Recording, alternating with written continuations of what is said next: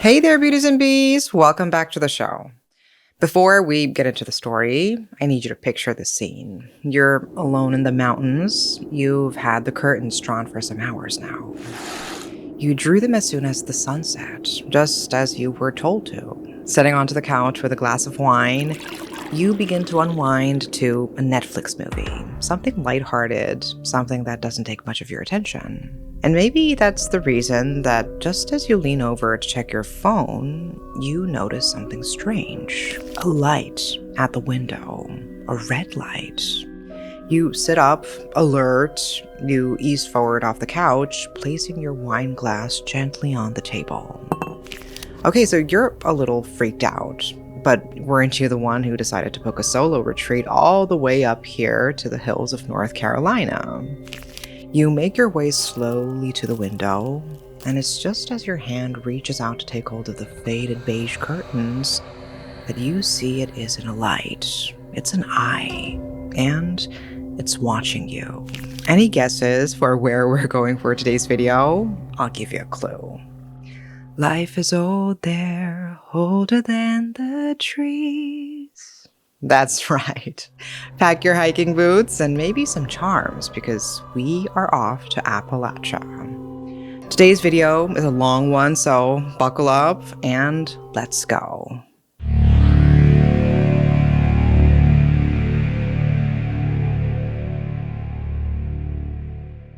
Before we get into today's story, I want to quickly recommend a few skincare products that I genuinely love. If you watch my skincare videos for a while, you probably know that I am super picky with what I use, and my skin is really sensitive after years of expensive laser treatments, so I don't recommend products unless I've actually finished them and bought them again. So first is the MEDITHERAPY Retinal Skin Booster Serum. This has become one of my favorite retinal products because it's surprisingly gentle. You know, I get that anti-aging benefits without waking up with irritated skin, and my skin always feels much smoother the next morning. For pores, I still swear by the Skin 1004 Poremizing Clay Stick Mask. This is so easy to use. It's so much less messy than regular clay masks, and it leaves my skin feeling clean without that dry, tight feeling afterward. So I love this. I use this so many times a week. And for lips, I never skip the Abib PDRN Collagen Lip Mask. I use this every single night. I use this so many times in my videos, so you'll probably know. It's one of those products I always keep a backup with. And if I'm filming, I almost always reach for the numbuzin number 9 NAD+ Essence. You guys know I'm always using this. It gives my skin that healthy, bouncy glow that looks really nice on camera and nice in real life too. And for anyone with redness or a damaged skin barrier like I had, the HD Salmon Caring Centella cream has been amazing for me. It's super lightweight, but it's rich enough to be comforting but never feels greasy, which I love. And finally, if you're trying to fade acne marks or dark spots, I've gone through multiple tubes of the celimax Pore plus dark spot brightening cream. It brightens gradually without irritating my sensitive skin, and this is really effective, so I love this. By the way, YESSTYLE's mega sale is running from July 1st to July 7th, and you can use my code YESSBATB15 for 15% off your order with no minimum spend. If you've been waiting to restock your skincare, this is honestly the best time to do it. Now, let's get back to today's story. So I've wanted to talk about this part of the world for a long time, and thank you so much to the community members who suggested it. I lived some years in the States, and seeing the blue hills and deep forest with my own eyes, just wow. You know, I'd love to go back someday, so any tips? You know what to do. There is something else I wanted to share, and I am super excited about it. We talk so often on this channel about the power of 3 that I've decided it's time we explore it ourselves with Beauty and the Beast first. A trilogy.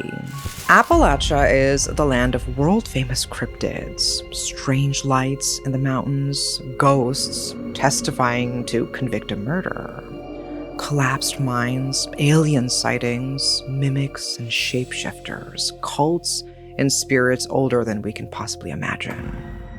Appalachia is a vast mountainous region in eastern North America.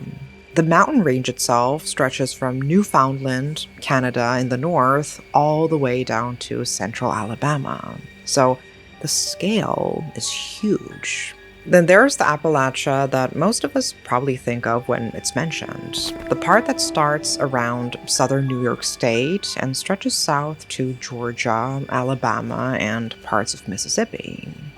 Now, we're going to start our trilogy with a topic I'm sure any viewers from the region know plenty about, and that's the rules. Now, I know Appalachia really took off on TikTok, and that a lot of the rules shared aren't so authentic, so I messaged a buddy of mine from Asheville who is majorly into local folklore, and who spends lots of time hiking and driving through the region. So she sent me back the rules she tells friends when they visit. So anyone else from the area, please feel free to chime in. I am going to read exactly what she sent me. If you hear something calling your name in the woods, no, you didn't. If you're outside at night and you get a strange gut feeling, go inside immediately. If you only have your car or tent nearby, get inside and pray. Do not whistle. It will draw something to you. Don't whistle in the mountains, ever. Don't stare into the trees for a long time. You don't want to catch something's eye. If you're hiking and you hear footsteps behind you, even if it's daylight, if you turn around and there's nothing behind you, don't run. Just keep walking calmly and get inside or find company immediately. If nothing like this is nearby, pray. If something mimics a voice you know, ignore it, or prepare a code word out of earshot before you enter the woods. If you see something you can't explain, no, you didn't.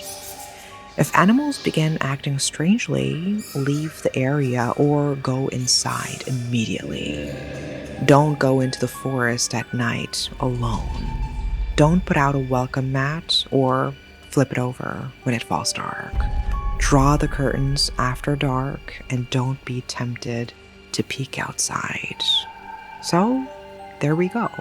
There is so much to cover in this region that we definitely won't have time to do it all. So today, I am going to focus on just a couple of the rules and what happens if they are broken. Marlin was visiting Appalachia from Madison, Wisconsin. Her grandma, or Oma as Marlin called her, grew up on a farmstead just outside Morganton, NC, and so Marlin was on a kind of heritage trip, part ancestral digging and part wellness and writing retreat.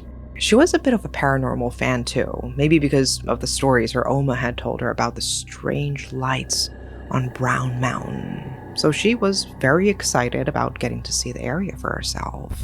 She'd booked a cabin near Jonas Ridge, simple and rustic looking on the outside, and inside perfectly Instagrammable with high exposed wood ceilings, cozy couches, a cute cast iron fire, and huge windows that looked out on densely packed trees on one side and the rolling mountains on the other. On the drive up, she put on her grandma's favorite song, Coat of Many Colors by Dolly Parton. Queen, by the way. Humming along as she turned bend over bend on her climb towards the cabin. Marlin eventually found herself whistling. It was only as she passed a sign for a cemetery that she remembered her grandmother's advice. Don't whistle in the mountains. So she clamped her lips shut. She wasn't really whistling, was she? Like, only a little. And she was still inside the car and traveling. If anything had hurt her, it wasn't like it could catch up with her beat-up Subaru Crosstrek, was it? So on she went, and by the time she reached her gorgeous little cabin, she'd forgotten all about her superstitious snafu. Besides, she still remembered a bunch of the other rules. She even slipped the doormat upside down, just in case she forgot to do it before dark. Her Oma always warned her that a mat risked inviting the wrong things inside.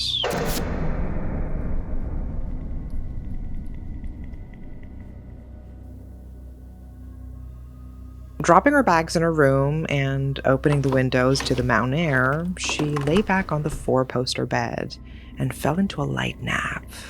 By the time she woke up, it was already too late in the day to go for a proper hike. So instead, she decided to pull on her boots and step out for an hour or so, just to get a feel for the place. Marlin wandered with her notepad in one hand until the path took her past a little creek. She sat down on the patch of earth warmed by the sun and took out her pencil to start sketching.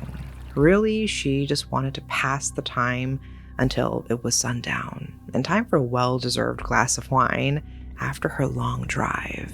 As she was looking around for inspiration, she saw a bright red cardinal bird flutter from a bush on the far bank of the creek and hop towards the water. Cute, she thought, and lifted her pencil, ready to draw the bird in the idyllic surroundings. But then something strange happened. The bird kept hopping forward, ducked its head down as though it was about to take a drink, and then kept it there, submerged. Huh? Marlin thought, wait, this is weird. Hey, she called, trying to startle the bird. But it didn't move. It kept its head underwater as the glistening creek bubbled over it. Hey, Marlin repeated, shooting to her feet. She wasn't about to just watch a bird drown itself in front of her eyes. But no matter what she did, she couldn't break the bird from its strange spell. After just a few seconds more, the little body shuddered and went stiff, and then it tilted forward into the stream, and it was carried away, its bright red feathers like a spill of blood. Marlin was still shaken by the time she made it home. She hadn't brought her phone with her on her walk, so the first thing she tried to do was Google if this was normal behavior. But nope, no signal. Great, she said. Well, at least she downloaded some Netflix stuff for herself. She'd have to find a solution for the family research, though. She was hoping to do some workouts, too. Bummer. Maybe there was a library back in town with Wi-Fi she could use to download more material for her stay. With the sun setting, she was just sitting down for a light dinner of some cold chicken and salad when she remembered what her Oma had said about making sure the curtains were drawn before dark. She stood and took one last look outside. Golden light spilling into the deep holler or valley before she closed the curtains. Sitting down again, she tore some chicken from the bone and swallowed it. But damn, something went down the wrong way. She started coughing. It didn't move it. She was choking. Panic gripped her. She dumped her feet and started coughing furiously. Oh my god, she thought. Am I going to die on a damn chicken bone up here in the Blue Ridge Mountains? Still panicking, she darted around the room before she finally had the bright idea to slam her back against the wall. Once, twice, and then the chicken came free and spat it onto the wooden floor between her feet. She stood panting, relief washing over her, then glanced down to examine it. What was that? It looked like blood at first, but no, it was a feather, a bright red feather, just like the cardinals. You're Delulu, she told herself, grabbing some kitchen towel and stooping to pick up the spit-soaked feather. She dropped it in the bin together, hopefully, with her doubts. She tried to relax. She was a grown-ass woman. Her grandma's stories were interesting, of course, but they were only stories. Old wives' tales. Maybe even a way to draw tourists. She had nothing to worry about. The cardinal bird was probably just sick or something. And the feather, well, chickens had feathers, didn't they? Probably there was a bit of blood from where the feather's shaft scratched her throat, and that's why it looked red. She was fine. And guys, we know how this usually goes, right? When people don't listen to their guts. She poured some wine, then dropped onto the couch again, starting a Netflix movie she downloaded. It didn't need to be good, it just needed to be distracting. Turns out, it wasn't distracting enough. As Marlin turned to pick up her wine glass, something caught her eye. There was a light at the window, just between a gap in the curtains. Round, red, perfectly still. Almost like the light of a VCR, but bigger. Marlin slowly set her glass aside, paused her movie, and climbed to her feet. She'd heard about the mysterious brown mountain lights, how they'd float above the hills, moving in strange alien ways. She definitely didn't expect to see a mini one peeping in through her cabin window. It's probably the light reflecting from a security sensor or something. Still, she found her feet start to slow as she got closer and closer to the window and the luminous red orb. In hindsight, she realized she knew in her belly it wasn't just some light. She knew it wasn't something normal. Her stomach must have known before her mind did because it was suddenly churning. She got closer and closer, the night like a black knife between the curtains. Then she saw it clearly. It wasn't a light, it was an eye. And it was looking straight at her. She screamed, dropping back and away from the window and landing on her butt. "Go away!" she screamed. The eye looked on, flat and cold. "Go away," I said. The cabin was so quiet, and the thumping of her heartbeat so loud between her ears. The eye, red, staring, intent. She really was going to die here, wasn't she? "You're not welcome here," she yelled again.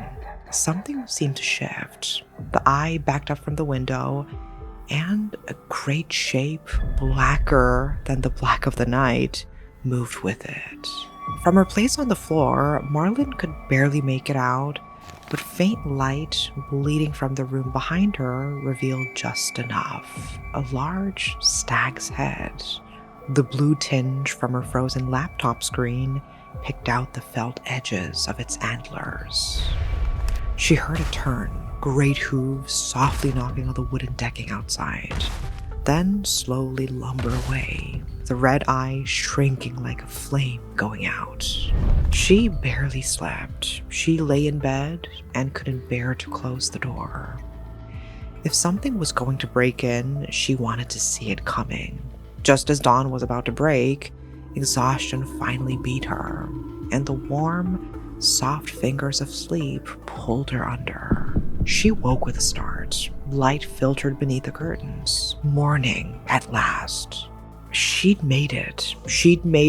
And she wasn't about to take any chances. She wouldn't stay another night in the cabin or the mountain. She was done. The mountains, the stories, whatever, 1. Appalachia 1, Marlin 0. She threw everything in her bag, yanked the zipper closed, and stormed towards the door, wrenching it open and fighting back the urge to cry. All she wanted was to connect to her Oma's home place, and now she was leaving in shame. But there was more. With the door open, at first she didn't understand what she was seeing. The frame of the decking was festooned with what looked like ribbons, glistening ribbons of reds, pinks, purples, and blues. But her heart sank because the stench of blood and the clouds of flies gave the truth of it away. They weren't ribbons, but entrails and trailing lengths of flesh. And there, with its chin resting just on the edge of the upturned welcome mat, was the head of a stag, eyeless.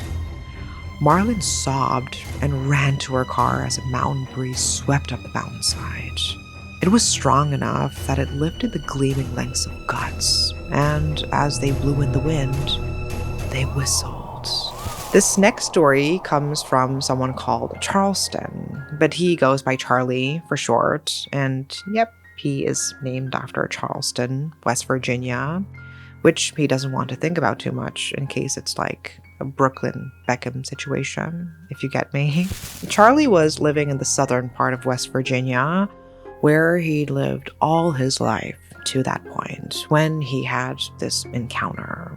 Charlie's house was high up in the rugged mountains of the Allegheny Plateau, and if you think that name sounds familiar, then you're right. This is the same Allegheny region the Trans-Allegheny Asylum is named after, although it's further north. Every direction you looked from Charlie's house there was mountain and forest, like a huge shroud that covered the land as far as the eye could see. At night, with barely any other houses or settlements nearby, the darkness was like nothing Charlie had ever experienced anywhere else. Not on a trip to Costa Rica, not visiting his uncle at the Great Lakes. Nowhere. And although it was familiar to him, this was his childhood home after all, he wasn't foolish enough to think the yawning black was something usual. There was nothing normal about those woods at all. But even so, Charlie was of college age, and like a lot of people from the region, though he was aware of all the mystery and creepy stories of the Appalachian Mountains, he also kind of laughed it off. Those were just stories meant to scare kids from wandering too far into the wilderness, right? And totally fair, there were bears and puma and maybe even dangerous people. He wasn't superstitious, but he wasn't a fool either. No, he was comfortable on the small trails near his house, but nowhere further at night. One evening, Charlie's friend Mark came to his house to hang out while Charlie's parents were in Charleston for a weekend getaway. Charlie and Mark were doing all their usual things, watching UFC, playing some games, and just chilling. Later on in the night, they finally got bored and decided to go out for some fresh air and to smoke. Although Charlie had grown up on stories about not straying too far into the woods, there was a trail near his place that felt safe enough to step onto, just for a short midnight stroll. It wasn't very long, but even after just a few meters, the woods surrounding it already became dense. Charlie could tell Mark was getting a bit freaked out, but Charlie assured him it was fine. He'd walked this path at nighttime his whole life.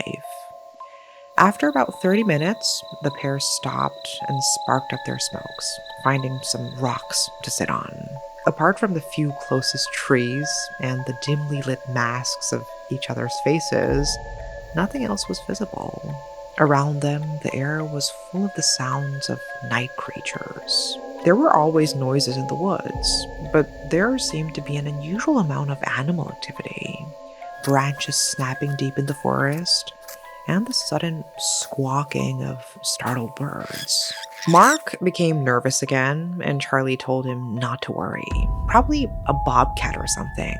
Mark said nothing more, but equally, he didn't look super convinced. After a few moments of chatting, like the sensation of falling under the water, the entire forest went totally quiet.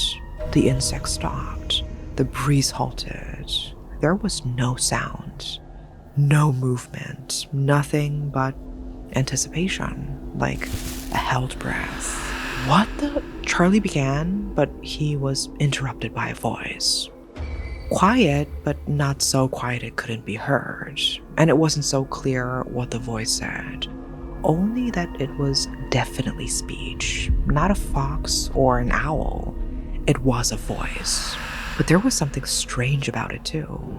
It was warbly, robotic almost. Like a doll whose voice box had been broken. It was chilling. The words stopped dead in Charlie's throat. There was just a beat of continued silence before the pair of boys bolted. Back along the way they'd come, kicking up grit and pebbles, Mark and Charlie tore along the path. Charlie wasn't as athletic as Mark, too much smoking alone in the mountains, he later admitted. So every now and then, he tugged at Mark's sleeve, begging him to stop for a moment. The pair panted together, eyes darting feverishly all around. Then the voice came again. Not closer, not farther. It was the exact same volume as it was the first time, several hundred meters back. Mark swore and darted off again, with Charlie tripping into a breathless run behind him. And guys, you know that feeling when you're already so scared and you think you're being followed, and the moment you begin to speed up or move in a way that shows you're scared, the fear increases like 1,000,000-fold. As a kid, I used to get it going upstairs at night or hurrying back from the bathroom. Like, anyone else? Is it just me? Please don't leave me alone here. Answers in the comments, please. They paused again, and in their shock and fear, they actually started laughing. Maybe it was the adrenaline, or maybe an attempt to make each other feel better. There they were, two college students on break, and definitely feeling they should feel a lot tougher than this, trying to keep it together, but also terrified for their lives and desperate to make it back to Charlie's house and the safety of light and the indoors. The next time they paused for breath, they were almost out of the forest. Charlie could tell Mark was pissed that he couldn't keep pace, but he waited for him anyway, which Charlie was super grateful for. Even though he was the local that should really be handling this better, he should have known better. So he was about to apologize when the voice came again. And this time, it was clear what it said. It was clear because it was a name. His name. Charlie. Mark gasped and began backing away, his eyes wide like an animal's. Charlie's vision widened out for a second. In all his years living in the mountains and all the stories of strange creatures luring people by calling their names, he honestly never expected to experience it himself. "Mark, wait," he pleaded. And although he wanted to follow his friend, his feet were rooted to the spot with terror. Mark shook his head and continued backing up. The voice came again. "Charlie." Mark then said it too. "Charlie," he said. "Let's go." The voice finally sounded closer, still mechanical, still uncanny, like a person speaking through a series of old radios. "Charlie," it said.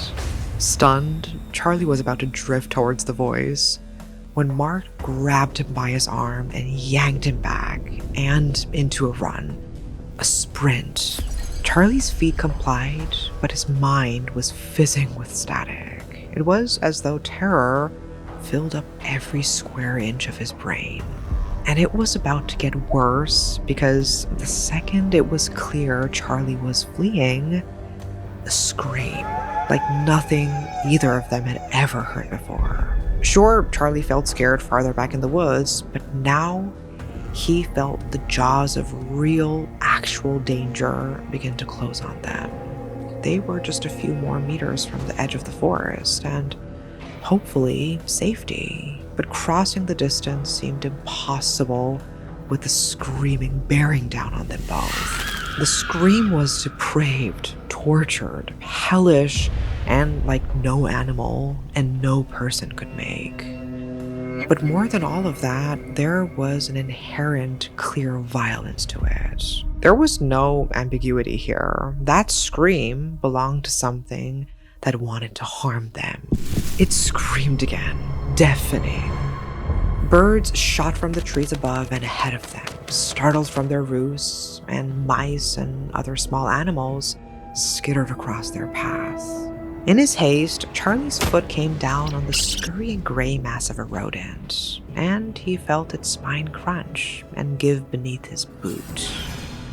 He thought for a moment that it was raining, but then no, it was his tears streaming from his eyes. At last, finally, they reached the edge of the woods and the gate to Charlie's house. They stumbled up the driveway on legs like jelly, Mark glancing back over his shoulder all the while. "Why was it calling you, Charlie?" he demanded. But there was no heat to his voice. He sounded exhausted, empty. Charlie just shook his head. "Hell if I know," he muttered. The boys fell into a fitful sleep, but the last thought Charlie had before he drifted off was the deep, childish wish for his mom and dad to come home early from their trip. The last thought, that is, before he heard a voice call faintly from outside his window. "Charlie." I could honestly talk about the hundreds of stories from Appalachia all day. This is just a taste of what's out there. And even when I hiked a couple of times, I always felt so different than when I hiked Seraksan, the Serak mountain here in Korea, and definitely somewhere like Bukhansan that feels so urban by comparison. I really believe that Appalachia has something special, weighty, timeless about it. And that line I mentioned at the start of the story from the John Denver song, "Life is old there, older than the trees"? Well, Mr. Denver wasn't exaggerating. The Appalachian Mountains are old, at 480 million years old. They're literally older than trees. They are older than the rings of Saturn. They're older than bone. And they're connected to the mountain ranges of Scotland and the Atlas Mountains of North Africa. So many storytellers believe that the reason why there are so many similarities between creatures found in the Appalachians and other regions is because they are literally the same entities that were around before the major continental drift. Didn't Pangea break up like 200 million years ago? That makes the entities scarily ancient. More than that, this is an area rich with multiple diverse indigenous Native American tribes that predate European settlers by thousands of years. Their stories are the stories of the mountains. Their songs, their lifestyles, the Cherokee, the Shawnee, and so many other indigenous tribes. We cannot possibly talk about Appalachia without mentioning the first Americans who called Appalachia their home. So I would love to hear from you and your insights if you are from this area. And as we move on to our next two stories, I want to remember how important story is to place, how story is place. Appalachia is beautiful, stunning, but what makes it so incredibly special? Why does it resonate so much with us all across the globe?